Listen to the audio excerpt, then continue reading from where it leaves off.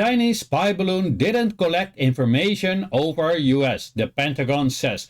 This is your favorite half Chinese, but the damage has already been done.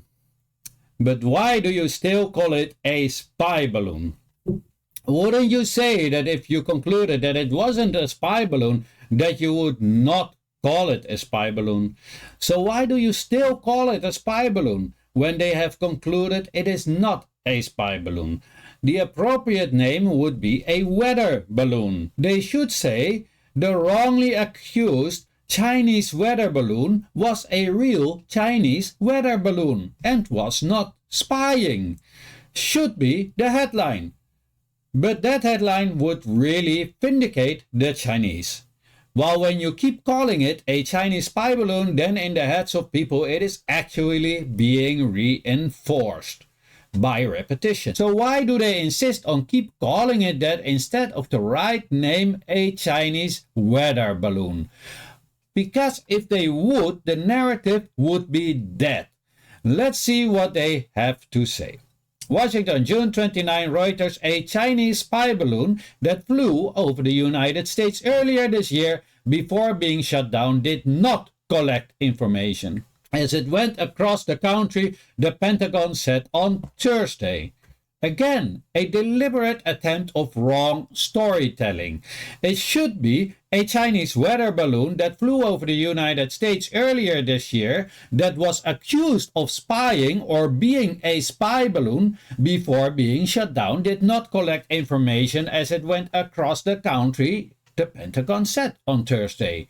See how that would totally change the feeling attached to it and how it directly destroys the old narrative. Further, they say, we assessed that it did not collect while it was flying over the US.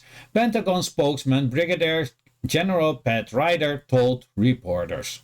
Now pay close attention. This line is to reinforce a feeling you already built up. They say, the balloon spent a week flying over the United States and Canada before the US military shut it down off the Atlantic coast on Biden's orders. This line is completely irrelevant to the subject that they were actually wrong. But it gives you a darker emotion attached to it why it was flying over for a week. These are just media, or should I say propaganda games, that they are playing with your mind to keep a certain narrative alive in your thought process. In other words, you will know that it was a lie, but still somewhere in your thought process you will be very suspicious of Chinese-related things. That comes in handy for the next lie they are going to feed you, as you will accept it as your mind just now has been prepped for it. I would like to have them to say, sorry to all the Chinese who had to suffer from these false accusations and misinformation and lies, which brought more racism, demonization, discrimination, and sometimes even violence to the Chinese people, especially the ones living overseas like me in the West. Also, a public apology should be warranted for lying to the public and disinforming them, which made them in some circumstances make the wrong decisions. The damage has already been done, and that is their whole point of this anti-China campaign. They can easily say that they are not spying anymore because in your mind the Chinese are just always spying. And again, it is without evidence, so if you still think like that, you suffer from a phobia, namely Sinophobia. A phobia is an irrational fear, so if you still believe all this despite the lack of evidence, you are suffering from Sinophobia. And that goes for all your prejudices towards Chinese. When is this going to stop?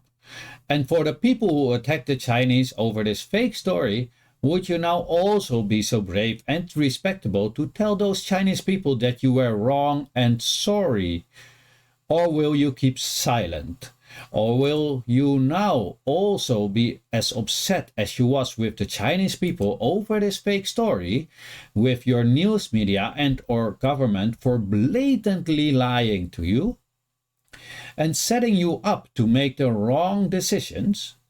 I just wonder, or will you be like, oh, it's not a biggie, all I heard was just a Chinese person, so I do not need to apologize for that. These are questions that keep me awake at night. I also wonder the following. They lied to you about Afghanistan. They lied to you about Sudan. They lied to you about Syria. They lied to you about Iraq 2 times. They lied to you about Libya. And in this case, they lied to you yet again about China. So I really wonder, how many times do they have to lie to you before you start to think that they might be lying when they talk about China or another country that they don't like again? Please let me know what you think in the comments, but please keep it respectable. Also, like and share and follow. Also follow my other social medias. Screenshot them right now. This was your favorite half Chinese. I wish you a mighty good day and don't forget to follow all the other ones. Thank you for watching. See you in the next video.